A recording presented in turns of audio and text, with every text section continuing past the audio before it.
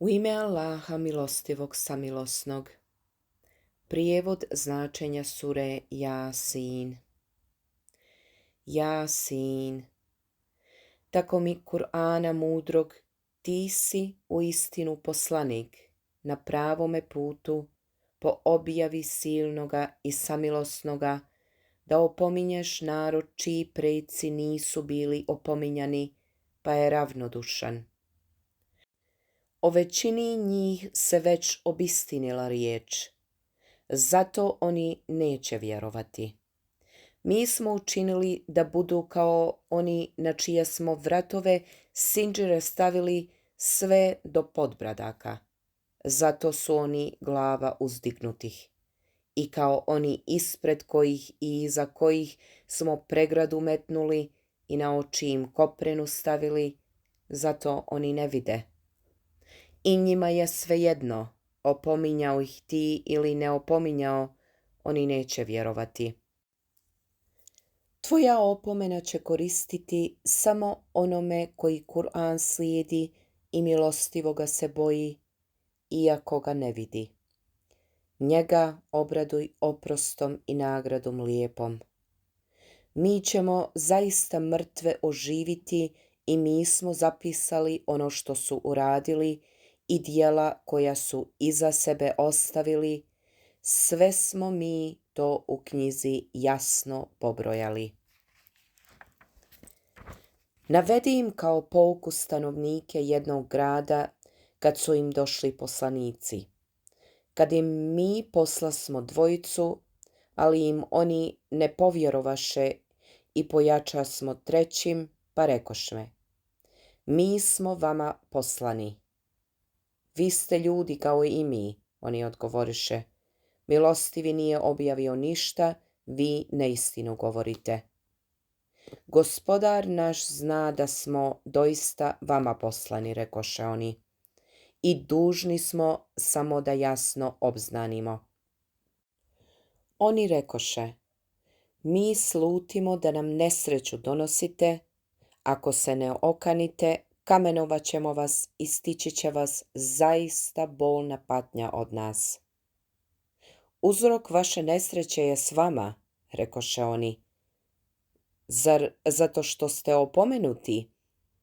Da vi ste narod koji svaku granicu zla prelazi. Iz kraja grada žurno dođe jedan čovjek i reče: o narode moj, slijedi one koji su poslani. Slijedite one koji od vas ne traže nikakvu nagradu, a na pravom su putu. Zašto da se ne klanjam onome koji me je stvorio, a njemu ćete se vratiti? Zašto da prihvaćam druge bogove mimo njega? Ako milostivi hoće da me snađe neko zlo, njihovo posredovanje neće mi biti ni o kakve koristi i oni me neće moći spasiti, a ja bih tada bio u pravoj zabludi. Ja vjerujem u Gospodara vašeg, čujte mene. I reći će se: uđi u džennet, a on će reći: kamo sreće da narod moj zna zašto mi je Gospodar moj oprostio i lijep mi prijem priredio. I protiv naroda njegova poslije njega mi nismo vojsku s neba poslali, niti smo to ikada činili.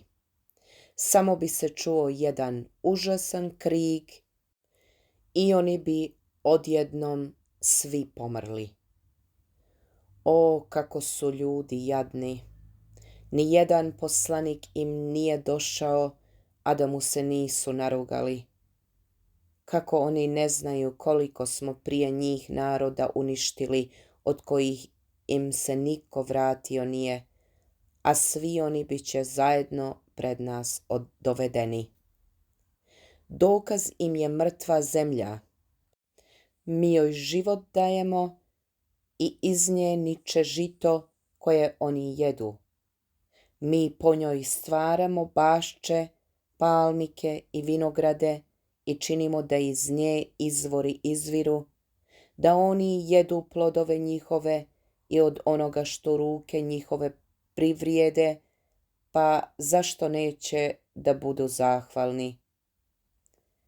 Neka je hvaljen onaj koji u svemu stvara pol, u onome što iz zemlje niče, u njima samima i u onome što oni ne znaju. I noć im je dokaz, mi uklanjamo dnevnu svjetlost i oni ostaju u mraku. I sunce se kreće do svoje određene granice, to je odredba silnoga i sveznajućeg. I mjesecu smo odredili položaj i on se uvijek ponovo vraća kao stari savijeni palmin prut. Nit sunce može mjesec dostići, nit noć dan prestići, svi oni u svemiru plove. Dokaz im je to što potomke njihove u lađama krcatim prevozimo i što za njih slične njima stvaramo one na kojima se voze, iako želimo, mi ih potopimo i neće im spasa biti, neće se izbaviti, osim ako im se ne smilujemo da bi do roka određenog uživali. I kad im se rekne, bojte se onoga što se prije vas dogodilo i onoga što vas čeka da biste pomilovani bili. I ne dođe im ni jedan dokaz od Gospodara njihova kojem oni leđa ne okrenu. A kad im se kaže, udjeljujte od onoga što vam Allah daje, onda nevjernici govore vjernicima, zar da hranimo onoga koga je Allah da je htio mogao nahraniti? Vi ste uistinu u pravoj zabludi. I govore, kad će već jednom ta prijetnja ako istinu govorite? A ne čekaju dugo do strašan glas koji će ih, dok se budu jedni s drugima prepirali, obuzeti, pa neće moći ništa oporučiti, niti se čeljadi svojoj vratiti. I puhnuće se u rog, pa će oni iz grobova prema Gospodaru svome pohrliti, govoreći, teško nama, ko nas iz naših grobova oživi. Eto, ostvaruje se prijetnja milostivog, poslanici su istinu govorili. Biće to samo jedan glas i oni će se svi pred nama obreti. Danas se neće nikome nepravda učiniti i vi ćete prema onom kako ste radili nagrađeni biti. Stanovnici dženeta uživat će toga dana u blagodatima, veseli i radosni.